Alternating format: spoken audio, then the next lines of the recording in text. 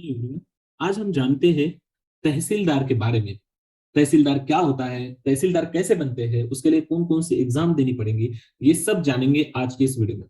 सबसे पहले तहसीलदार होता क्या है। तो देखो, हमारे देश में बहुत से राज्य है, स्टेट्स है, और वो स्टेट्स बहुत सारे डिस्ट्रिक्ट से बने हैं। और हर डिस्ट्रिक्ट में बहुत सारे तहसील होते हैं, राइट। और इस तहसील का जो मेन होता है, प्रमुख होता है, उसको हम तहसीलदार बोलते हैं, राइट। तहसीलदार बोलते हैं, राइट। तो अब हम जानेंगे कि तहसीलदार क्या क्या काम करता है। नंबर वन, पहले वो तो टैक्स रेवेन्यू इनका कलेक्शन करना, राइट। टैक्स रेवेन्यू का कलेक्शन करना। सेकेंड, सबसे इंपॉर्टेंट, जो लैंड डिस्प्यूट, भूमि से संबंधित जो विवाद होते हैं, वो सब तहसीलदार सॉल्व करते हैं। तीसरा, स्टूडेंट को कास्ट सर्टिफिकेट, रेसिडेंशियल सर्टिफिकेट देने में भी तहसीलदार का बहुत अहम रोल होता है, तहसीलदार का साइन होता है उसके ऊपर। सो ये सब काम तहसीलदार करता है। सो ये काफी रेप्यूटेड पोस्ट है। अब हम जानेंगे कि तहसीलदार बनने के लिए हमें क्या क्वालिफिकेशन चाहिए। तो देखो यहाँ पे क्वालिफिकेशंस, तहसीलदार बनने के लिए हमें क्या क्या क्वालिफिकेशंस चाहिए। पहले तो हमें चाहिए बैचलर्स डिग्री, ठीक है। बैचलर्स, ग्रेजुएशन और पोस्ट ग्रेजुएशन कोई भी चाहिए, मिनिमम ग्रेजुएशन चाहिए। कोई भी मान्यता प्राप्त कॉलेज से आपने बैचलर्स की डिग्री पूरी करनी चाहिए, ठीक है। वो आप बीए भी कर सकते हो, बीएससी भी कर सकते हो, बीकॉम भी कर सकते हो, इंजीनियरिंग भी कर सकते हो, कोई भी डिग्री चाहिए। कोई भी डिग्री के बाद आप तहसीलदार बन सकते हो। और इसमें कोई परसेंट, ग्रेजुएशन में कोई परसेंटेज का भी कोई रिक्वायरमेंट नहीं है, बस आपका ग्रेजुएशन होना चाहिए, राइट। अब एज देखते, एज क्या है। देखो, ये जो एग्जाम है, राइट, ये जो एग्जाम कंडक्ट करता है राज्य सेवा आयोग, state public service commission, right, state public service commission. तो जितने भी स्टेट के स्टेट पब्लिक सर्विस कमीशन है, सब स्टेट के डिफरेंट डिफरेंट, वो सब ये एग्जाम्स कंडक्ट करते हैं। जैसे बिहार में होगा तो बीपीएससी, राइट, महाराष्ट्र में है एमपीएससी, ठीक है। सो ये डिफरेंट डिफरेंट स्टेट के डिफरेंट डिफरेंट एग्जाम्स होते हैं। ये करता है राज्य सेवा आयोग।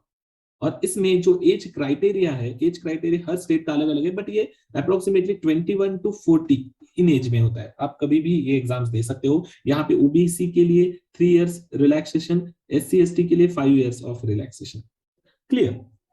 सो इसके बाद अब हम देखेंगे कि ये जो एग्जाम्स है, अब हमने क्वालिफिकेशन देख ली, अब हमें देखना है कि एग्जाम्स कैसे होता है ये एग्जाम, ठीक है। तो भाई ये सिंपल एक चीज है, ये एग्जाम 3 स्टेप में होता है। एक preliminary exams, number 2 main exam, and number 3 जो होता है वो होता है इंटरव्यू। इन 3 स्टेज में ये एग्जाम पूरा होता है। अब हम जानेंगे एक एक करके हर एक स्टेप डिटेल में। फर्स्ट, प्रिलिमिनरी एग्जाम, ठीक है। फर्स्ट जो है वो प्रिलिमिनरी एग्जाम। अब ये जो एग्जाम होता है, पहले तो ये ऑब्जेक्टिव एग्जाम होता है, राइट। और ये होता है ऑब्जेक्टिव, इसमें 2 पेपर होते हैं, राइट। एक होता है जीएस, एक होता है सीसैट। ये जो जीएस होता है ये इंपॉर्टेंट होता है, सीसैट भी है बट सीसैट है क्वालिफाइंग, ये सीसैट क्वालिफाइंग होता है। और इसमें 33% मार्क चाहिए आपको क्वालिफाई करने के लिए, राइट, 36%। एंड इसमें क्या क्या सब्जेक्ट्स होते हैं, तो आपके लिए इसमें कंप्रिहेंशन होता है, उसके बाद बेसिक मैथ एंड रीजनिंग। तो ये चीजें होती है, ये 33% क्वालिफाइंग होता है। जीएस होता है, इस पे मेरिट डिसाइड होता है, ये इंपॉर्टेंट, इस पे मेरिट डिसाइड होता है। और ये दोनों भी पेपर 200 मार्क्स के होते हैं।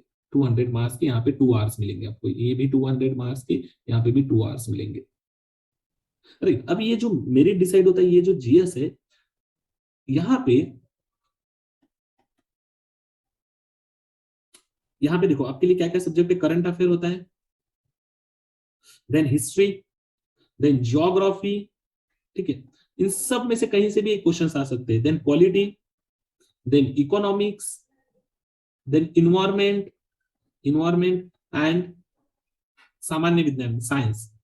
इन सब में से किसी भी पोर्शन से आपको क्वेश्चंस आ सकते हैं जीएस में। जीएस में सब चीजें इंक्लूड है, जीएस, और इसी से आपका मेरिट डिसाइड होगा। आपने क्वालिफाई किया तो आप मेन एग्जाम के लिए क्वालिफाई हो, आप मेन एग्जाम दे सकते हो प्री, अगर आपने क्लियर किया है तो आप जानेंगे इसके बाद कि मेन एग्जाम में क्या क्या होता है। देखो, ये जो मेन एग्जाम होता है कि काफी इंपॉर्टेंट एग्जाम है आपका।